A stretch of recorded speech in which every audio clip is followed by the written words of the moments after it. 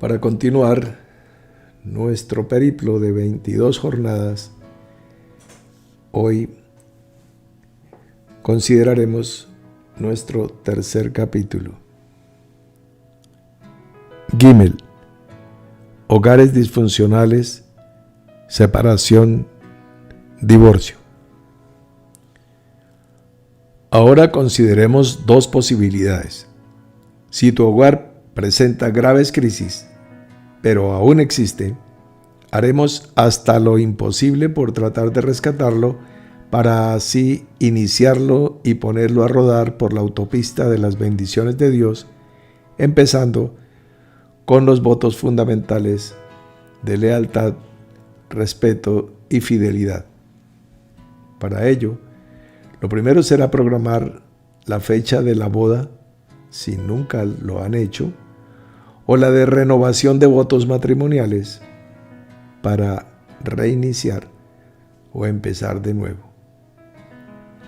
Es muy importante que haya seriedad y compromiso por parte de cada uno de los cónyuges. Ambos deben tener muy claro que el amor, más que un sentimiento, es una decisión. Cuando cada uno de los dos tome la decisión de amar por encima de las dificultades, las posibilidades de éxito en todo lo que emprendan se aumentarán notablemente. La expresión unión conyugal viene del concepto agrícola del arado que surcaba la tierra, tirado por una yunta de bueyes, que son dos bueyes juntos, que trabajan unidos entre sí por una gran pieza, generalmente de madera maciza, asegurada con cadenas y correas a sus nucas o cervices. Este madero pesado se denomina yugo. La unión de dos bueyes por medio del yugo será una unión conyugal, por cuanto están unidos por el mismo yugo. Ese es el origen del término. La pareja deberá arar y trabajar junta la tierra de su día a día para poder así conseguir los frutos esperados. Ambos andando siempre en la misma dirección y en armonía. Salmo 133, versículo 15. Si uno de los cónyuges se resiste a renovar su vida matrimonial y decide separarse, o ya lo había hecho de antemano, aún así se puede luchar por construir un hogar en un ambiente amoroso, donde los hijos se levanten enseñados en valores y crezcan amando a Dios y a sus padres terrenales. Muchos hogares que se encontraban destrozados por la separación o el divorcio han sido devueltos a la vida de la misma manera que Jesús resucitó a su amigo Lázaro. Lo fundamental será mantener encendida la llama de la fe y atreverse a creer y esperar en las cosas maravillosas que se pueden lograr con el poder del amor de Dios. Tolerancia, paciencia, respeto y diálogo, mucho diálogo. Estos serán ingredientes indispensables en la fórmula mágica que puede renovar tu hogar. Textos citados para el tema hogares disfuncionales, separación y divorcio. Mirad cuán bueno y cuán delicioso es habitar los hermanos juntos en armonía. Salmo 133, 1. Otros textos alusivos al tema. Así que no son ya más dos, sino una sola carne, Por tanto, lo que Dios juntó, no lo separe el hombre. Mateo capítulo 19, versículo 6. Él les dijo: por la dureza de vuestro corazón, Moisés os permitió repudiar a vuestras mujeres, mas al principio no fue así. Mateo capítulo 19, versículo 8. Soportándoos unos a otros y perdonándoos unos a otros, si alguno tuviere queja contra otro. Y sobre todas estas cosas, vestíos de amor, que es el vínculo perfecto. Colosenses capítulo 3, versículos 13a y 14. No os unáis en yugo desigual con los incrédulos, porque ¿qué compañerismo tiene la justicia con la injusticia? ¿Y qué comunión la luz con las tinieblas? Segunda de Corintios capítulo 6, versículo 14. Pero a los que están unidos en matrimonio, mando, no yo, sino el Señor, que la mujer no se separe del marido, o reconcíliese con su marido, y que el marido no abandone a su mujer. Si algún hermano tiene mujer que no sea creyente, y ella consiente en vivir con él, no la abandone. Y si una mujer tiene marido que no sea creyente, y él consiente en vivir con ella, no lo abandone. Primera de Corintios, capítulo 7, versículos 10 al 13.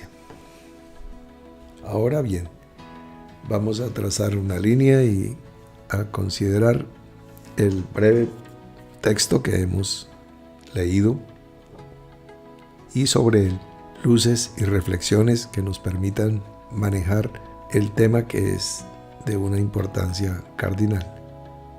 Hogares disfuncionales, separación y divorcio. Lo primero que hace que el hogar sea disfuncional es que la perspectiva es casi que un siempre presente. No, esto, yo no me aguanto más, me voy a separar, me voy para donde mi mamá. No, yo prefiero estar solo que con una mujer como usted, que esto y aquello, bla, bla, bla, bli, bli, bli. Bien, ya se ha creado su propio infierno. Ya es una zona de padecimiento y de aflicción diaria. Entonces, vienen las posibilidades. La fácil, sepárese. Es, si te duele un brazo, córtatelo. Y si te duele el otro, pues mándatelo cortar porque ya no tienes con qué cortártelo. Y así sucesivamente. La ley sí dice que si tienes un hijo contumaz y rebelde, llévalo a la puerta de la ciudad y que muera apedreado por los ancianos. Pues si tú estás bajo la maldición de la ley, entonces, pues, empieza por matar tus hijos. Pero, si crees que vale la pena intentar, como Dios lo ha hecho vez tras vez, con tu vida, con la mía, insistir, porfiar, como si Dios rogase, entonces no nos rendimos. Tenemos hijo contumaz y rebelde, iniciamos el proceso de diálogo, de consideración. ¿Por qué está rebelde? Porque la rebeldía en un momento dado es la expresión de la vida misma. Todos pasamos por una etapa de preadolescencia o adolescencia, etapa en la cual ser rebelde es sinónimo de estar vivo, porque el muchacho empieza a cambiar la perspectiva de la vida y sus escalas de valores. Cuando tú gateas y estás aprendiendo a caminar, tu visión del mundo, tu cosmogonía, es de determinada manera. Tú ves a las personas a la altura de la canilla de sus piernas. Tienes que levantar tu nuca y tu visión para poder ver las rodillas de las personas. Los rostros de las personas no los puedes ver. Tendrías que sentarte, no gateando. Gateando es un contacto directo con el suelo. Tus palmas, las palmas de tus manos están contra el suelo. Esa es tu condición, estar en el suelo. Para llevar a una persona, como lo planteó el oráculo cuando dijo, pues, que cuál es el ser que cuando empieza su vida lo hace como cuadrúpedo, después cuando crece es como bípedo y después cuando envejece es como trípode. Entonces, pues es el hombre que cuando anciano tiene que caminar con un bastón, cuando es adulto con 2 piernas y cuando es un niño a 4 patas con sus manos. Entonces, de la misma manera, el niño finalmente se puede erguir y, haciendo gran esfuerzo para conservar el equilibrio, se levanta. Se está desarrollando los músculos, la tonicidad de sus músculos, la elongación de sus músculos, la firmeza de sus músculos, pero eso no es lo más importante. Lo más importante es que está teniendo un desarrollo psicomotriz, no es solamente motriz. Entonces, cuando el niño se levanta y empieza a ver el piso a la distancia de todo su ser, ya no está tan cerca su mentón del piso como cuando se yergue sobre sus 2 pies. Entonces empieza a mirar el mundo de otra manera y empieza a cambiar la perspectiva de la vida. Recuerdo que cuando niño iba a la casa de mi abuela y me impresionaba un gran ropero que ella tenía con un espejo central. Era un chiffonier, como un mueble de 3 cuerpos. En el centro tenía un gran espejo y yo lo asemejaba pues a un edificio de los rascacielos de Nueva York. Y pasaron los años y un día volví a visitar a mi abuela y me encontré con un mueblecito ahí, un roperito. Y yo le dije, ay, abuela, cuando hace muchos años usted tenía un mueble como este, pero grandísimo, ¿cierto? Dijo, no, mijito. Dije, sí, que lo tenía en tal parte, en tal casa. Dijo, es este. Y yo, ¿qué? Sí, es el mismo mueble. Pues porque mi perspectiva era diferente.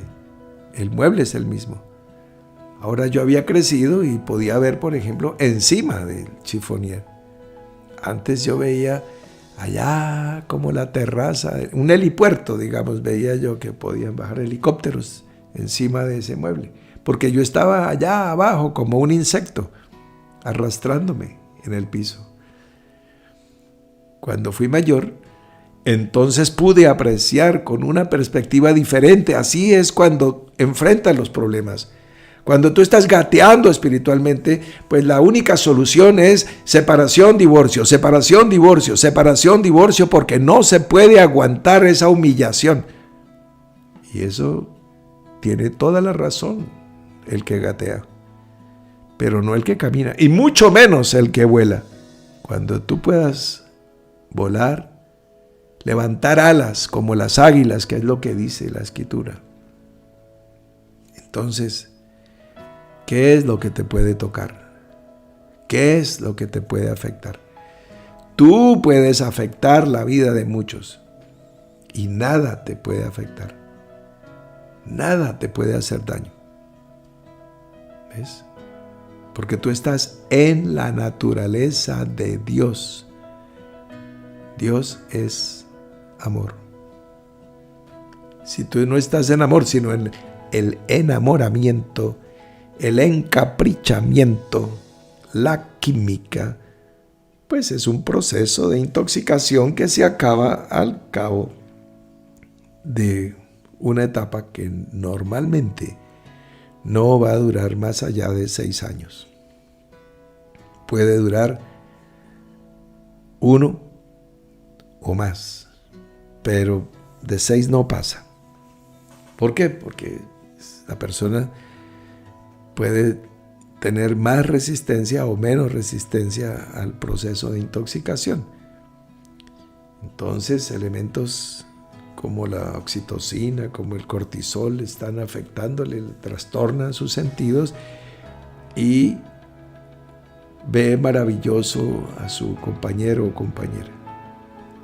Cuando se le pasa el asunto de la intoxicación, que se llama enamoramiento, entonces empieza a ver la realidad y dice: ¿cómo me fui a meter con un patán? ¿Cómo me fui a casar con esta vieja vagabunda, perezosa? Mi mamá sí me lo decía, etcétera, etcétera, etcétera. Pero el punto es, para proceder como hombres, pues nos sobra el tiempo. Y déjenme decirle, para proceder como hombres no necesitamos a Dios. No necesitamos a Dios para nada. Para comportarnos como unos mamíferos, para reproducirnos, para casarnos y separarnos cuando se nos dé la gana. ¿Para qué necesitamos a Dios? Para vivir lo imposible, para vivir lo sobrenatural, para vivir en el plano espiritual, trayendo el reino de los cielos a la tierra. Ahí sí es impajaritable que en Él vivas, te muevas y seas. Para ser como los demás, no se necesita ni el conocimiento, ni la vida, ni la unción, ni el poder de Dios. ¿Se necesita poder de Dios para insultarse? ¿Para divorciarse? ¿Para dejar a los hijos traumatizados? Déjame decirte, no se necesita. Entonces es un asunto de decisiones. Con esto no quiero decir que vamos a tolerar cualquier injusticia. Toda injusticia es pecado. Y ahí decíamos en el texto que si tu hogar presenta graves crisis, pero aún existe ese hogar, pues trabajemos. Hagamos lo imposible. Porque si en algún momento tuviste la ilusión, ¿por qué perder? A no ser que quieras ser un perdedor. Pero a estas alturas yo creo que te ha llamado la atención esa compañía de seres que aparecen mencionados en el mensaje a las 7 iglesias que van a recibir los grandes galardones, que son denominados justamente los vencedores. Los vencedores son los que vencen. Y son los que ganan, no los que pierden. Si tenías un sueño, ¿por qué perderlo? ¿Por qué permitir que la patanería, la terquedad, la brutalidad te lo arrebaten? Ese es como un juego. Vamos a ganar. Que ya estás muy cansado, muy cansada. Pues está bien. Si tienes el retroceder y el rendirte dentro de tus opciones, pues juégalas. Si me tomas consejo, te diría no.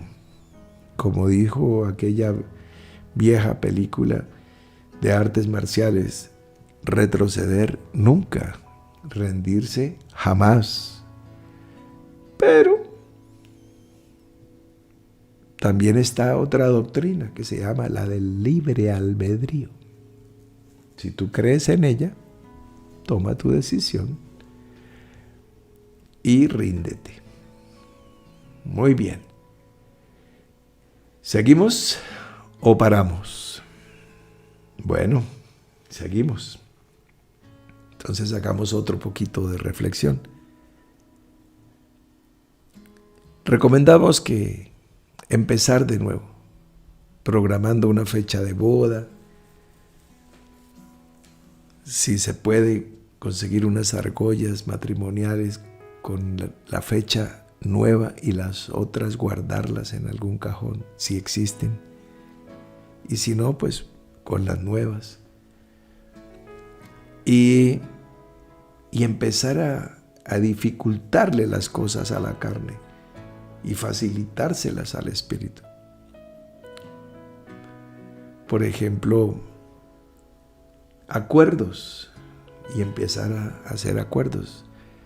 No vamos a tomar los alimentos de manera separada. Juntos desayunamos, juntos almorzamos, juntos comemos. No vamos a pasar a la mesa a tomar los alimentos sin dar gracias a Dios. No vamos a pasar a la mesa desarreglados, ni sin camisa. Ay, que es que mi esposo, ay, el gordo es así, todo informal. No, eso no se llama ser informal, eso se llama ser gamín.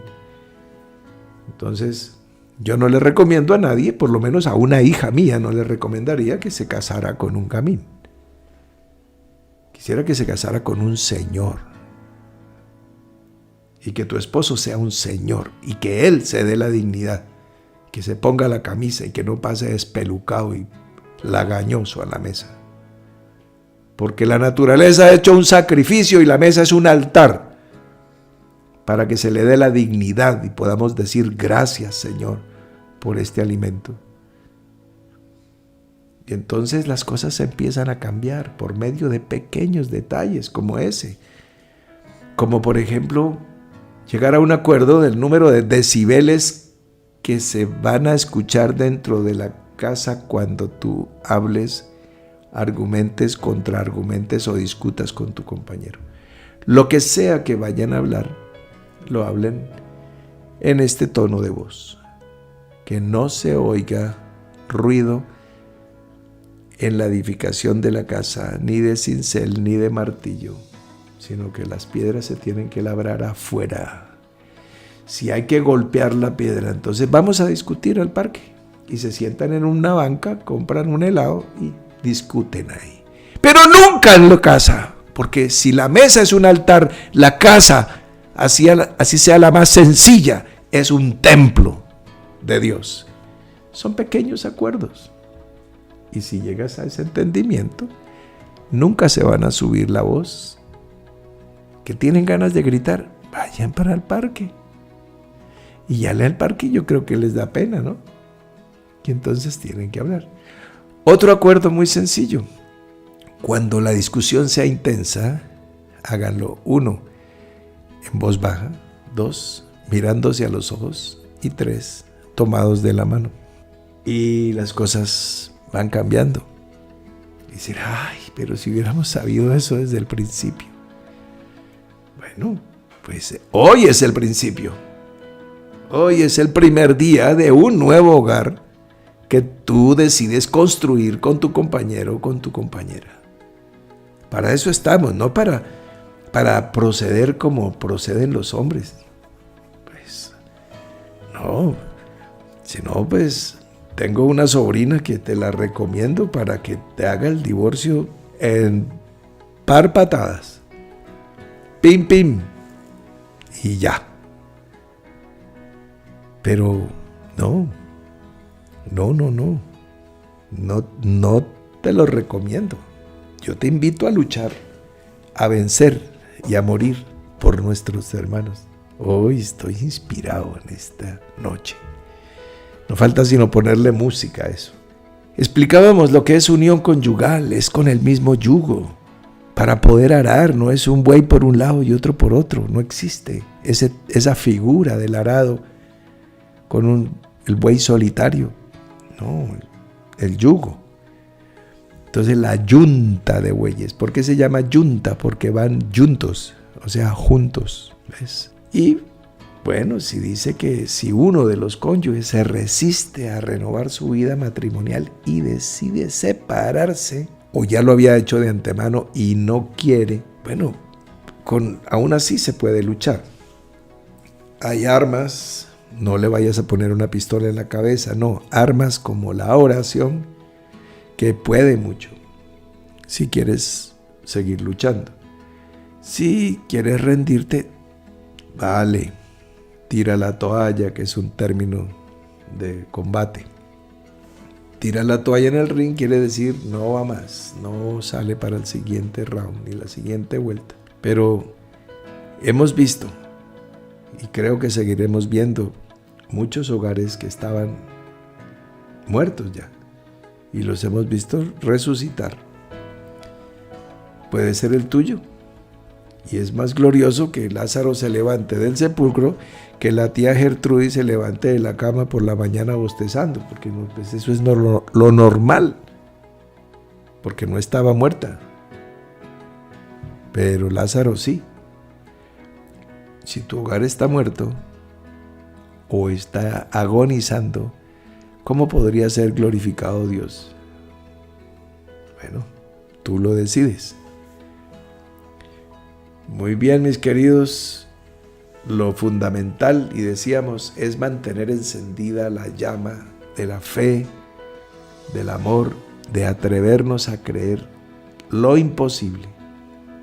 El amor de Dios es poderoso, poderoso. Y si le abrimos los espacios, podrán suceder 1000 cosas extraordinarias. Pero tenemos que aplicar esos sencillos pequeños pasos que nos hacen acercarnos a Dios, y el poder de Dios se acercará avasalladoramente a nuestra vida, a nuestro hogar, a nuestra familia, y les daremos a nuestros hijos lo mejor. Lo mejor no es tenerlo en un buen colegio, lo mejor no es comprarle ropa de marca. Lo mejor es brindarle una fundamentación en valores. Y lo primero es el ejemplo, no el sermón. Padres sermoneros, pues todos tenemos, todos tuvimos. Pero pues la Biblia dice la vana manera de vivir que heredamos, que recibimos de nuestros padres. Es en vano. Pero la parte que podemos rescatar de ellos, que sea ejemplar, tomémosla. La de el ejemplo. Y en algunos casos hay que aplicar lo que dijo Jesús de los fariseos. Haced lo que ellos dicen, pero no como ellos hacen, porque son hipócritas. Porque ellos dicen, pero no hacen. Pero para dar una palabra con autoridad y con poder a los hijos, es hijos, les deseamos lo mejor, que sean felices como tu padre y yo logramos serlo. Después de haber tenido el mar en tempestad, pudimos calmar las aguas y llegar a puerto seguro. Eso sí es una herencia de gran riqueza, no la que se deja en una cuenta bancaria. Mis amados hermanos, amigos, mañana nos vamos con nuestro cuarto programa. Esperamos que sea de utilidad práctica para todos. Estamos en el mes de la familia. Feliz noche.